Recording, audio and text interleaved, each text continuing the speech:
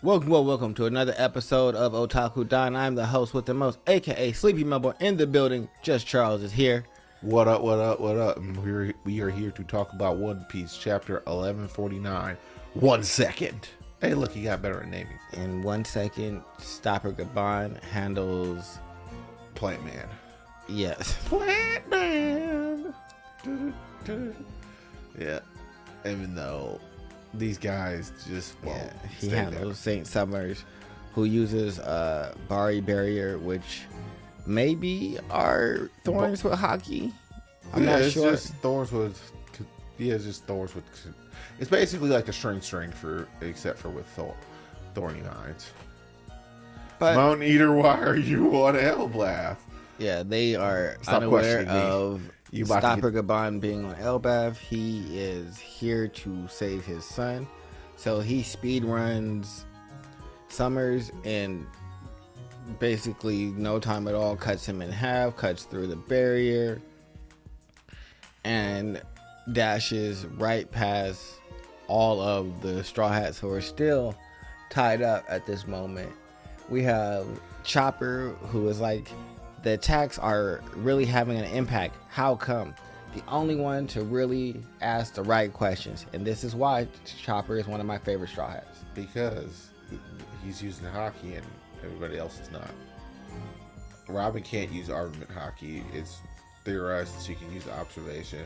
Jinbei can use armament. I just don't know why he just doesn't rip the moisture out the thorns. Yeah, but I would say that Luffy was using hockey when he was fighting them. Maybe. And they were fine. The girls were completely fine. So I think it's a way that you apply the hockey. Is how it happened. I think that they're gonna learn something and that's kind of why Chopper for me is the star of this. Nah, I hit him with the Fishman Karate and whipped all the moisture out of their bodies. We'll see. But Summers gets cut in half, and Gaban is on his way to Colin, talking about wait up, Colin.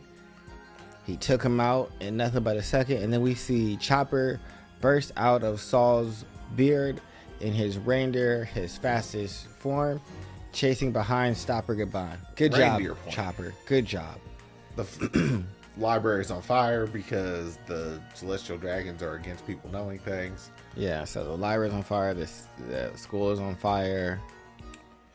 Hopefully the owl is able to either shrink the books or shrink all the fire, so that way it doesn't cause Destroy a bunch of stuff. Yeah. Robin sad. Saul sad. Was with our libraries being burned down.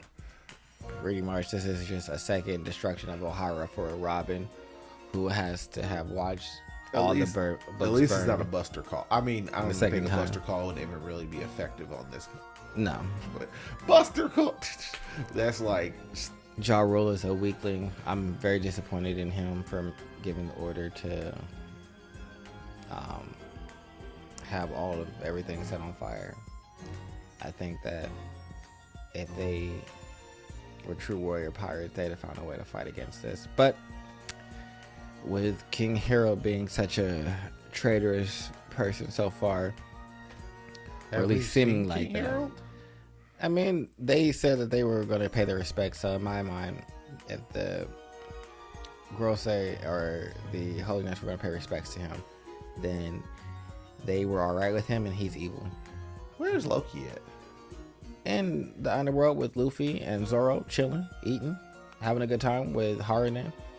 All those strong characters are down there. well- Sanji is down there. Oh, no, Sanji's up here, right? Yeah, but he's in Southern District Park. I do believe. Or he might be down there. I think Sanji might be down there with them, honestly. Yeah, I think all the strongest people are down in the underworld. They have just enough strong people up there to be annoying, but not enough to actually stop what's going on. Yeah, so we have the girl being sorry and saying, I'm super sorry for being alive. It's all my fault that everything is burning. Everybody's telling Ranja that it's not true and that it's not her fault. But then we see culture, history, children, even military might. You lot have no right to take that away. And Stopper Gaban is on the scene, dashing past. Oh, they don't have any hockey to disrupt the Arrow. yeah. Yeah, because Arrow is just leading them straight on the path, and Stopper is hoping that no one says anything. But Colin immediately yells, because he's "Dad!" a loudmouth idiot. I feel like he's a child and he doesn't know any better. He's 20 years old. But Stopper tries and takes a swipe at Gunko, but she immediately makes an arrow that's headed towards Colin. Because she don't want no parts Which of that takes her out the way. Related action. And now Stopper is at a stalemate where She's going to take a shot at Colin. He jumps sees aside. the future and sees that Colin will get stabbed through the neck and perish if he takes a swipe at her, which it is said that he would be able to stop all of everything that's happening here if he just took her out right now. He would stop the fires, he would get rid of all the other people, and this would be the end of it. But he is a true pirate, and he is unwilling to lose what he considers his true treasure, and that is Colin. So he sacrifices himself, he gives up, and he is blasted off of the cliff, which we see Chopper hopping off of the cliff going after him. Guard point. And that's what I think. I think he's going to help. He'll stop. Stopper. Stopper Gaban. And I think that he's going to help Loki heal up better, and they're going to come back, all of them. Nah. After they learn Get how him, to Brooke. attack. I think we're going to get a Brooke backstory because we get to see Gunko have a flashback of her dad and holding the hand of someone that appears to be Brooke. So she takes off towards Brooke, talking about, "Is that you, Brooke?" And before she can fully get invested there, it says, "What is with all of this commotion? The Holy Land is currently in a sea of flames.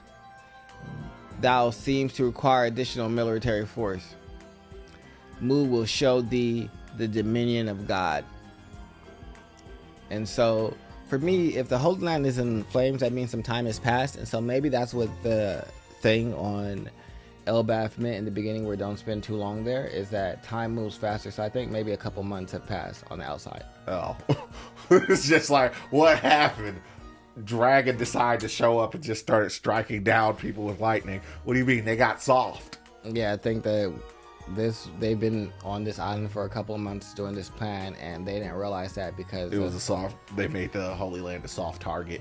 Yeah, and so now the Holy Land has just been empty because they thought they were there for like a couple hours, a couple of days, and realistically the way time moves is different. And so Fingerling Garland walks out like, everything's good. Oh my God, Yeah. what is going on? everything's on fire. Everyone and is so now- rebelled.